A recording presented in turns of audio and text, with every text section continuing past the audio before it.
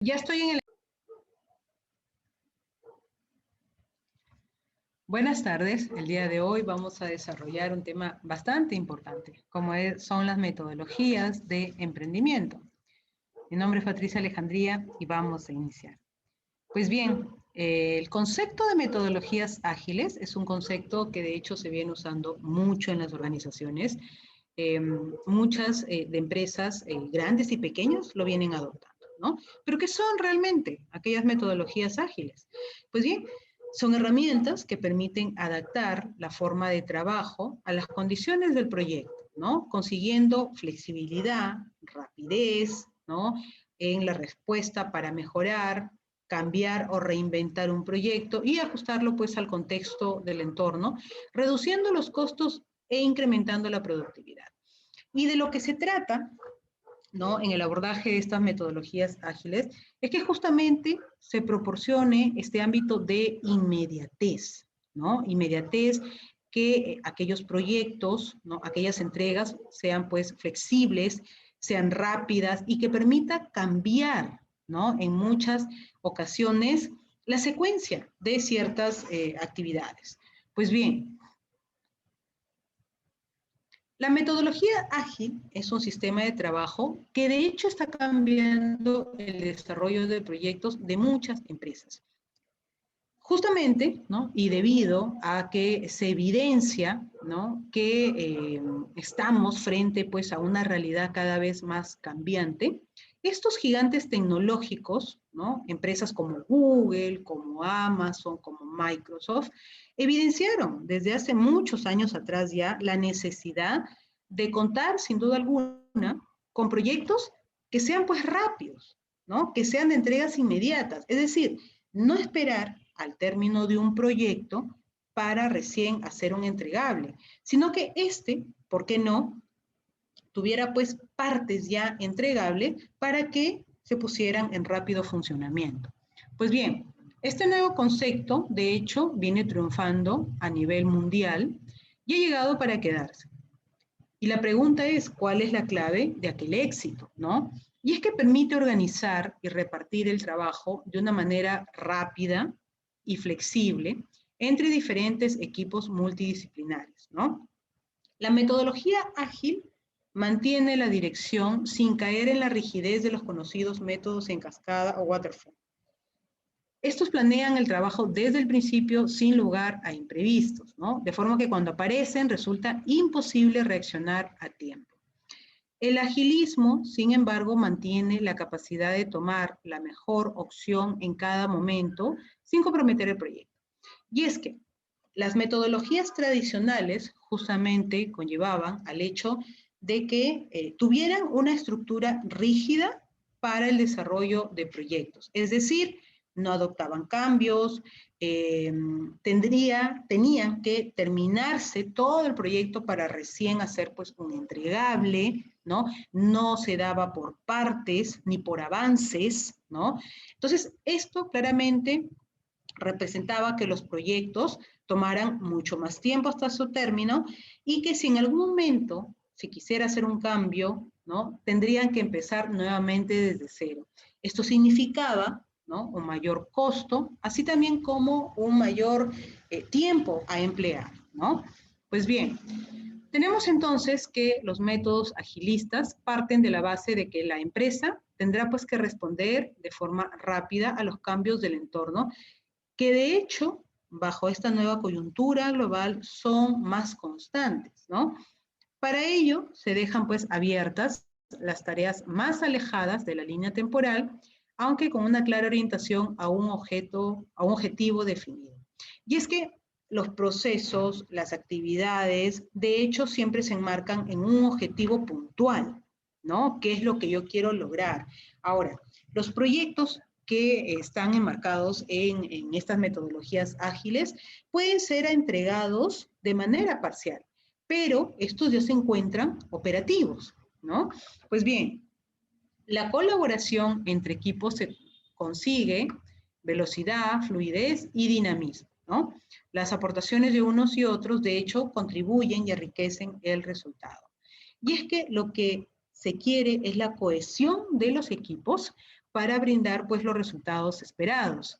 Hoy hablamos que la metodología ágil permite, ¿no?, que las personas sean geniales, que las personas sean más participativas, sean más innovadoras, más creativas, ¿no?, que se entregue valor continuamente. Al proporcionar segmentos del proyecto, ¿no?, obviamente ya operativos, esto contribuye, ¿no?, a que se desarrollen pues entregas oportunas, ¿no?, que se vaya, no necesito tener todo el proyecto terminado para hablar de una operatividad o una puesta en marcha, ¿no? Por el contrario, todas estas partes, estas segmentaciones, ya son entregadas de manera pues operativa, lo que de hecho suma valor a lo que estamos haciendo. Pues bien, haz de la seguridad un prerequisito. Y es que entregar de esta manera el proyecto, es decir, por segmentación, ¿no?, no significa de que no sea seguro, ¿no? Al contrario, estas partes del proyecto entregados, ¿no?, funciona como si fuera pues un proyecto final, pero luego se van juntando con todas estas partes, ¿no?, hasta el final del proyecto. Pues bien, experimenta y aprende rápido, ¿no? Y es que esto justamente nos proporciona este ámbito de metodologías ágiles, ¿no? Un aprendizaje continuo orientado a la mejora continua, ¿no? Pues bien, pero de hecho, dentro del ámbito de metodologías ágiles, esta cuenta pues con ventajas, pero también con desventajas, ¿no? Pues bien, dentro de las ventajas tenemos que el cliente adquiere un fuerte sentido de pertenencia al trabajar estrechamente con el equipo durante el proyecto. Y es que el cliente se vuelve un actor fundamental para que justamente continúe, ¿no?, el trabajo, con el proyecto, el equipo de trabajo, ¿no? Pues bien, el cliente tiene oportunidades frecuentes y tempranas para ver el trabajo que se está llevando a cabo, tomar decisiones y solicitar cambio a lo largo del proyecto de desarrollo, ¿no? Y es que, como ya decíamos, ¿no?, lo importante de este tipo de metodologías es que permite, ¿no?, abordar la flexibilidad, ¿no? Si hay que hacer cambios, se hacen. Claramente no a un 100%, ¿no?, porque esto significaría adoptar más tiempo, más dinero, ¿no?, del que ya se había de repente estimado, pero nos proporciona pues que de haber algún cambio, este sea adoptado, ¿no? Pues bien, si el lanzamiento al mercado de una aplicación es prioritario, gracias pues a las metodologías ágiles, se puede producir una versión básica de software operativo que puede ser completada en sucesivas iteraciones. Y eso es lo que ya les mencionaba, ¿no? Esta puede ser dadas, ¿no?, por versiones, por partes, de manera segmentada, hasta completar, ¿no?, el paquete total del proyecto, ¿no? Pues bien, el desarrollo está centrado en el usuario. Y es que al contar al cliente como el actor pues fundamental, de hecho, aquel proyecto va a salir, ¿no?, dentro de un entorno prácticamente personalizado, ¿no?, porque se va a abordar todo lo que el cliente requiere y necesite. Pues bien, tenemos que, al igual que ventajas, también se tiene desventajas, ¿no? Entonces, hablábamos del hecho de que el cliente está fuertemente enlazado a la evolución de este proyecto. Es decir, va a estar enterado, va a ser partícipe de los cambios desde el inicio del proyecto, ¿no?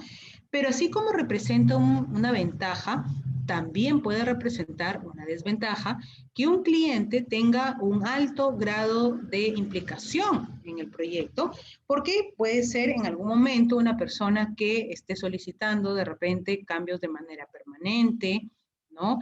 O que de hecho esté pues solicitando entregas anticipadas, ¿no? O que quiera de repente que se reduzcan los plazos. Entonces, esto va a representar una desventaja, ¿no?, en la medida de que el cliente continuamente esté solicitando cambios constantes, ¿no? Pues bien, las estrechas relaciones de trabajo en un proyecto ágil son más fáciles de gestionar cuando los miembros del equipo están ubicados en el mismo espacio físico, lo que no siempre es posible, ¿no? Y eso lo hemos evidenciado frente a esta nueva coyuntura, ¿no? Donde, de hecho, este tipo de trabajos se han tenido que hacer, ¿no? Con equipos remotos, ¿no? Con equipos de trabajo ubicados en diferentes lugares, ¿no? Entonces, de hecho, el trabajar de forma presencial, sobre todo en estos proyectos, contribuye justamente a que estos pues se realicen de una manera más rápida, más ágil, contribuye con la inmediatez frente a las respuestas de repente, ¿no? Pero al ubicarse en entornos remotos, esto pues significa que puede haber una serie de retrasos, ¿no? La naturaleza iterativa del desarrollo ágil puede llevar a una frecuente refactorización. Y es que, si bien es cierto, es importante abordar los cambios a tiempo, ¿no? Sin esperar a que el proyecto acabe, ¿no? También representaría un riesgo estar permanentemente cambiando, ¿no? De hecho, se busca que si hay cambios, se adopten en la medida que también sea posible y que no se solicite estos cambios a 360 grados, ¿no? Sino que sean más bien compatibles con lo que ya se viene realizando, ¿no? Pues bien, la naturaleza iterativa del desarrollo ágil puede llevar pues a este punto, ¿no? Bien. ¿Qué beneficios tiene liderar equipos a través de metodologías ágiles? Y es que sin duda esto contribuye a varios beneficios. A tener o abordar aquella capacidad de adaptarse rápidamente, anticiparse y liderar cambios continuos, ¿no? Y es que este equipo de trabajo, que de hecho ya viene elaborando en estos entornos de metodologías ágiles, donde forma parte, ¿no?, del trabajo diario, el inmiscuirse pues en estos cambios continuos, les permite, ¿no?, adoptar esta capacidad de estar pues reinventándose, adaptándose de manera continua. También tiende a mejorar la comunicación debido justamente a la fluidez, ¿no?, de actividades, ¿no? Es una tras otra para enmarcarse en estos proyectos, ¿no? No hay un tema de vacíos, ¿no?, o de vicios ahí, ¿no? Sino que más bien se termina una actividad y se comienza con otra. Esto claramente enmarca a una comunicación claramente asertiva y fluida, ¿no? Pues bien, tenemos mayor visibilidad de los detalles del proyecto. Y claramente esto nos permite, no solamente a uno del equipo de trabajo, sino más bien a todos, el llevar, ¿no?, un análisis muy pormenorizado de todo lo que se viene realizando, de cada detalle del proyecto, ¿no? Pues bien, mejora en eficiencia del equipo, ¿no? Y es que claramente, ¿no?, el estar enmarcados en este ámbito de mejora continua, claramente también mejora la eficiencia del equipo de trabajo e incluso, ¿por qué no?, puede ayudar también a futuros proyectos, ¿no? Capacidad de escalar. Y en la medida, ¿no?, en que uno se enmarque en la mejora continua, tiende justamente a adoptar esta capacidad, ¿no?, de crecimiento, ¿no?, de escalabilidad. Es decir, si yo desarrollo de repente un producto, no es que solamente lo puedo dejar ahí, sino que también tengo, ¿no?, que realizarlo con miras a que esto siga creciendo, ¿no? En muchas oportunidades hemos tenido, ¿no?, proyectos que nos lo piden hasta cierto punto, ¿no? Hasta un cierto punto, hasta ahí está. Pero este proyecto puede seguir escalando, ¿no? Y yo tengo que darle esa visión también, ¿no? Bien. Tenemos que, frente a este abordaje de metodologías, tenemos sin duda alguna que mencionar algo que es vital. Tenemos allí el comparativo de lo tradicional versus las metodologías ágiles. Y es que ambas tienen el objetivo en común, que es la puesta en marcha, ¿no? Ambas quieren llegar a ese punto. Sin embargo, lo que cambia es el tratamiento interno de estas metodologías. Lo tradicional sigue una línea parametrizada, ¿no? Una línea un tanto burocrática, un tanto inflexible, ¿no? O sea, tiene que seguir toda esa secuencia para llegar a su término. Y eso no asegura que esté del todo bien, porque puede ser que al final se llegue a la conclusión de que no sirve. Esto se da en la parte tradicional. Pero ¿qué pasa, por ejemplo, cuando uno aborda las metodologías ágiles, ¿no? Cuando uno tiene las metodologías ágiles, los cambios se pueden dar justamente en esa parte interna, ¿no? Que funciona como una iteración, ¿no? Frente al cambio. Es decir, ambas, por ejemplo, inician pues con el planteamiento, pero en lo tradicional sí, con el análisis, el diseño, la programación, pruebas, puesta en marcha, ¿no? Eso es lo que siempre se ha hecho. Pero ¿qué pasa, por ejemplo, en el ágil, ¿no? De hecho, hay un planteamiento, porque por ahí se tiene que empezar, pero hay requerimientos que son priorizados sobre otros, ¿no? Porque de hecho hay cosas que son más urgentes, ¿no? Hay versiones que se necesitan mucho más rápido, ¿no? ¿Por qué? Porque tienen que salir pues al mercado inmediatamente. Entonces, eso es lo que ya hace la diferencia con un modelo tradicional, ¿no? El modelo tradicional viene pues toda esta secuencia de pasos, ¿no? Que en muchos casos es bastante inflexible, ¿no? Porque se termina una y recién pasas a la otra, pero en el caso de la metodología ágil, te permite, para empezar, eh, priorizar, ¿no? Priorizar y de hecho, estando ya en esta iteración, en este bucle, es que uno realiza pues los cambios necesarios o las mejoras, ¿no? Y luego ya obviamente viene el tema pues de la puesta en marcha, ¿no? Pues bien, cabe resaltar también, ¿no? Que el tema, pues, de los test y de las pruebas también entra en esta iteración. Se va haciendo los test, las pruebas, y si vemos que de repente no obtiene los resultados esperados, se siguen haciendo los cambios, ¿no? Y es que ahí todavía sigue este ámbito de iteración, hasta finalmente llevarlo a la puesta en marcha, prácticamente ya con el aval del cliente, ¿no? Pues bien, tenemos entonces que parte de las metodologías ágiles, una de las metodologías incluso más conocidas es la Scrum, ¿no? Se le conoce como la metodología del caos, ya que afirma que todos los procesos son caóticos por naturaleza, ¿no? Por tanto, su estrategia irá orientada a gestionar ese caos antes de que eliminarlo, ¿no? Esto lo hace mediante reuniones frecuentes para asegurar pues, el cumplimiento de los objetivos establecidos. En Scrum se realizan justamente estas entregas parciales y regulares del producto final, priorizadas por el beneficio que aportan al receptor del proyecto. Y es justamente eso lo que veíamos en este contraste que les había mostrado de lo tradicional frente al ágil, ¿no? En el ágil se prioriza qué es lo urgente, qué es lo necesario, qué es lo que en este momento necesito y que me aporta valor y que no puedo esperar hasta el término del proyecto para ponerlo en marcha, ¿no? Pues bien, por ello, Scrum está especialmente indicado para proyectos en entornos pues, complejos, donde se necesita obtener resultados rápidamente, ¿no? Donde los requisitos son pues cambiantes o poco definidos, donde la innovación, la competitividad y la flexibilidad, la productividad son fundamentales. Entonces, si yo tengo, de hecho, proyectos muy grandes, muy complejos, de hecho tengo que priorizar cuál es la parte o qué es lo que en este momento me es indispensable. No puedo esperar el término de todo el proyecto para ponerlo en marcha.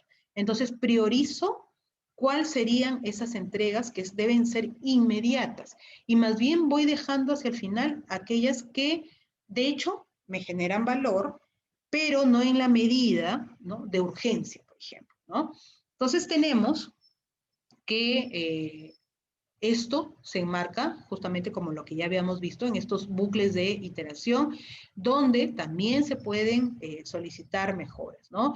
Se dice que más o menos, ¿no?, se emplea entre 1 y 4 semanas en hacer este proceso de iteración, ¿no?, llamado también sprint, ¿no?, para poder obtener estos incrementos de producto pues terminado, ¿no?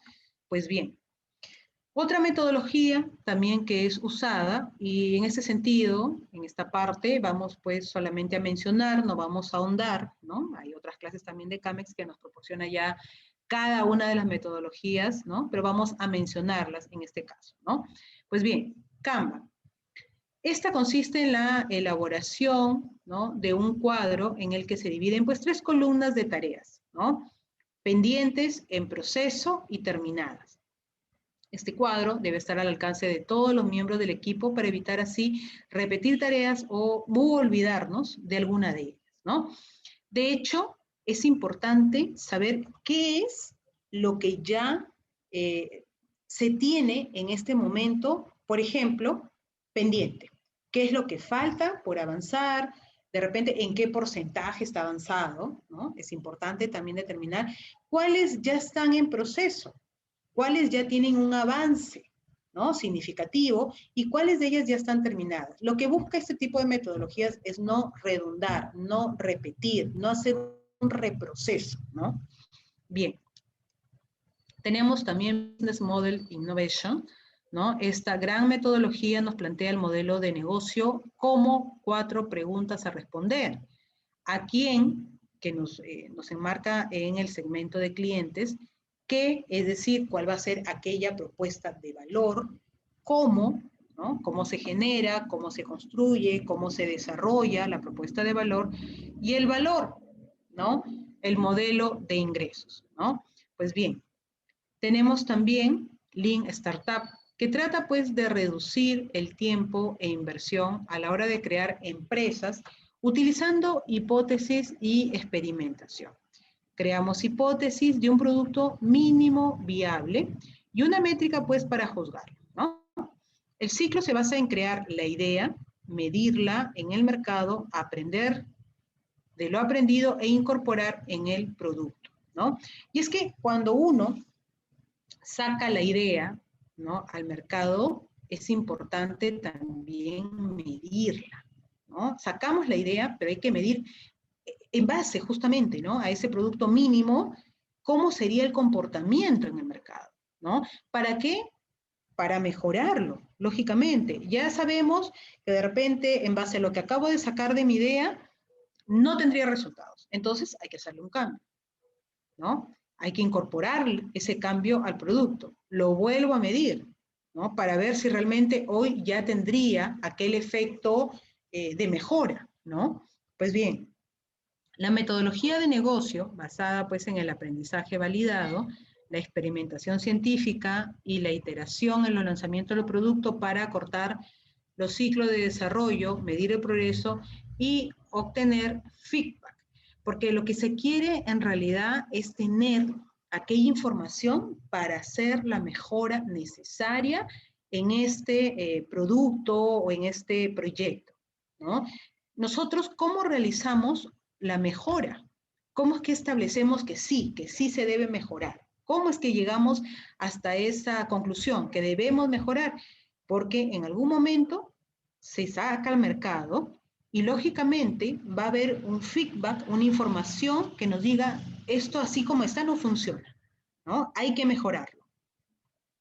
Pues bien, tenemos también el modelo Canvas, ¿no?, que de hecho es un modelo bastante usado, ¿no? Es lo que llaman el lienzo de negocios, que toma como base el qué, el cómo y quién, ¿no?, plasmado en una hoja, ¿no? Es allí de donde empiezan también varias de las ideas, ¿no?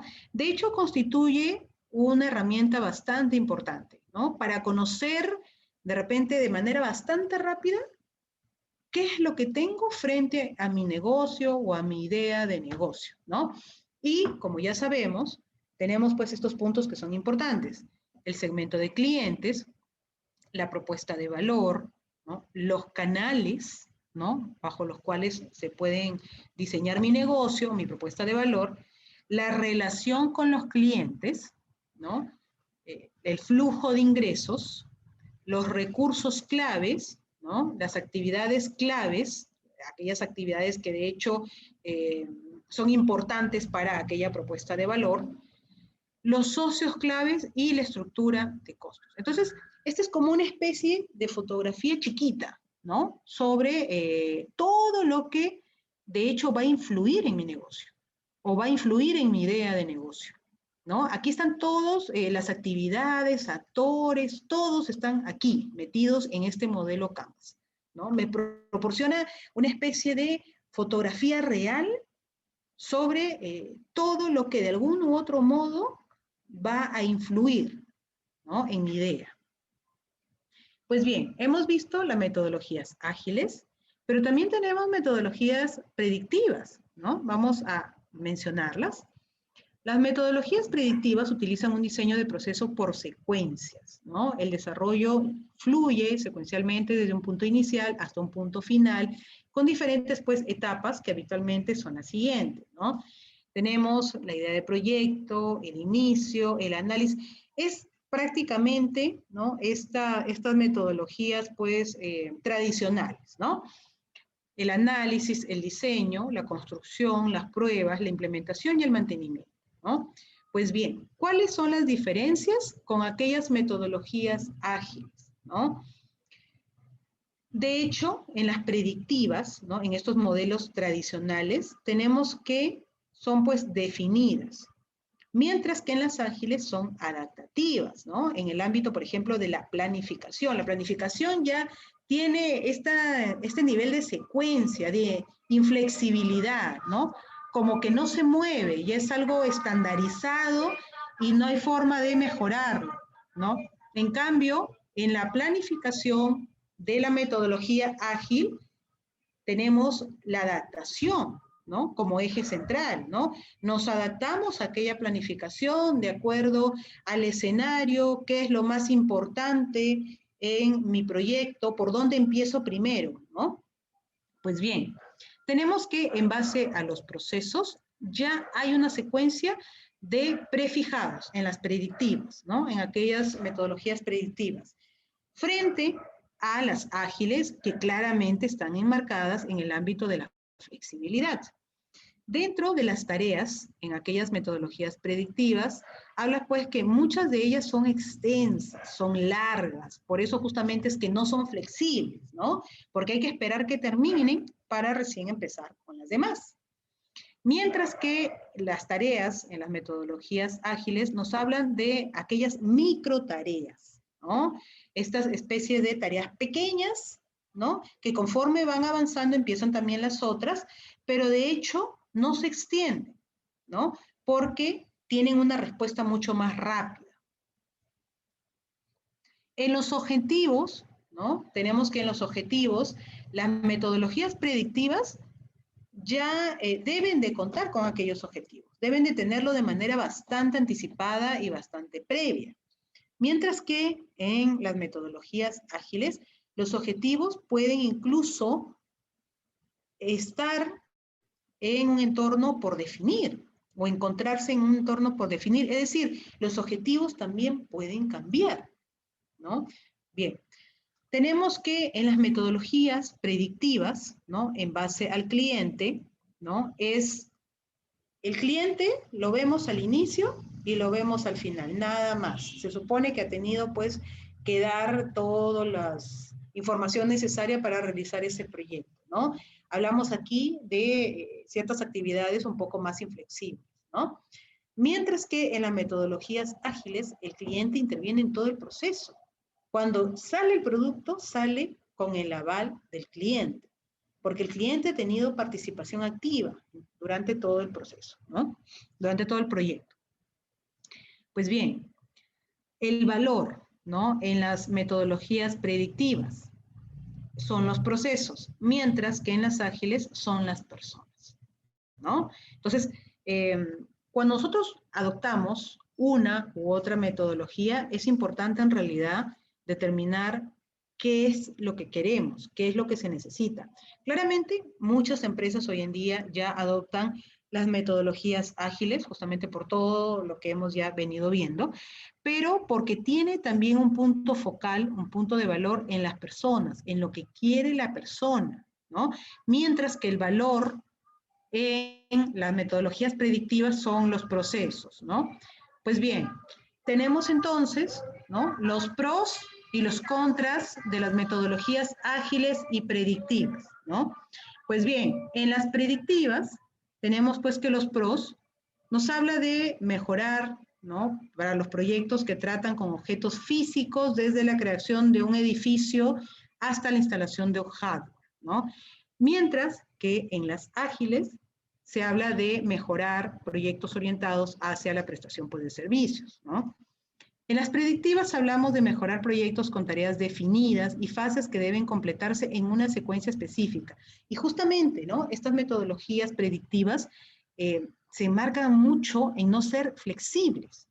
Cosa contraria pasa a las metodologías ágiles que sí permite ese nivel de flexibilidad, permite aquellas correcciones rápidas, aquella reorientación del trabajo que se viene realizando, permite también, ¿no? Las metodologías ágiles que tengan la posibilidad de trabajar pues de una manera creativa, eficiente, ¿no? De fomentar de hecho el compromiso y la colaboración con todo el equipo que interviene en este proyecto, ¿no?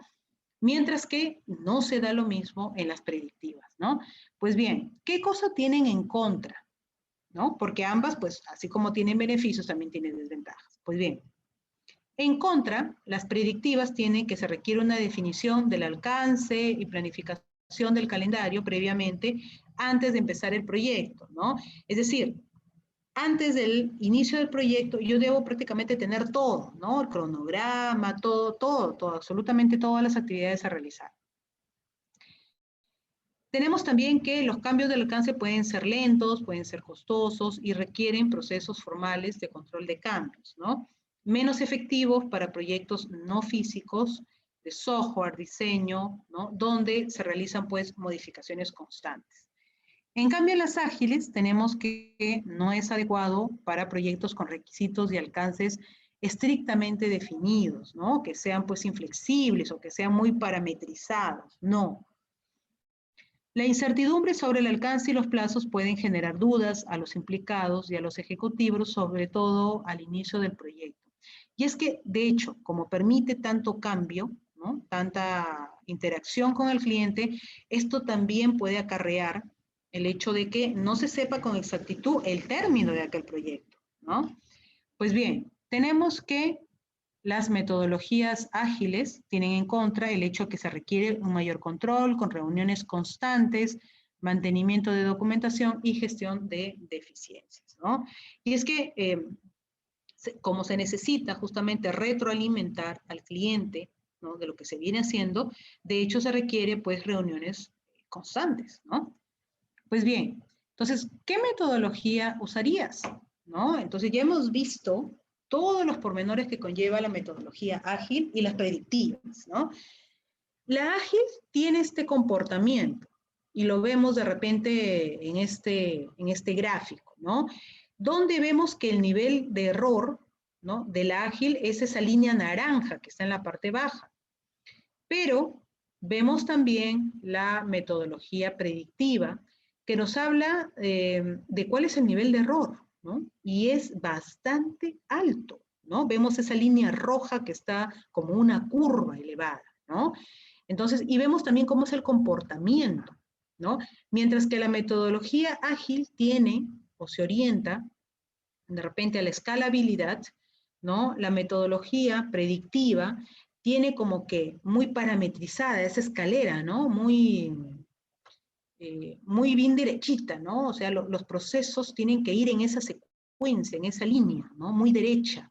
Mientras que el ágil no. El ágil tiene pues sus escaleritas, pero medias echadas, ¿no? O sea, como que puede haber un nivel de funcionalidad, de flexibilidad, de ajuste a tiempo de algunos errores, mientras que, ¿no? En la metodología predictiva no. Y más bien, si se evidencia algún error, va a ser al final del proyecto, ¿no? Pues bien, el mundo está cambiando muy rápido. Ya no será el grande quien golpee al pequeño, será el rápido quien golpee al lento. Rupert Murdoch. El mundo está cambiando. La pregunta es, ¿y las organizaciones? ¿Y tú que trabajas en una organización también estás cambiando? Pues bien, vamos a pasar entonces a la parte de casos prácticos. Tenemos allí ejemplos de metodologías, por ejemplo, predictivas. La aplicación de metodologías predictivas ha sido durante mucho tiempo, y en algunas empresas sigue siendo, una práctica habitual en la mayoría de las organizaciones, ¿no? Si bien es cierto, cada vez la industria en general es más cambiante, flexible, adaptativa, inmediata, pero también es exigente por parte de los consumidores, se siguen utilizando día a día, ¿no? Y algunas de las empresas siguen manteniendo esa línea, ¿no? Muy parametrizada, muy encasillada, ¿no? De cómo realizar, pues, las actividades, ¿no? Pues bien,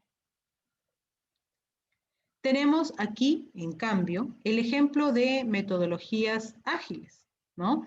Y tenemos, tras realizar una búsqueda en diferentes, pues, medios, se considera oportuno citar estos ejemplos, ¿no? Que sin duda alguna contribuyen, ¿no? Las metodologías ágiles abordadas, por ejemplo, por Sara, por Apple, por Facebook, por PayPal, se ven en cada una de sus actividades. Por ejemplo, en el caso de Sara.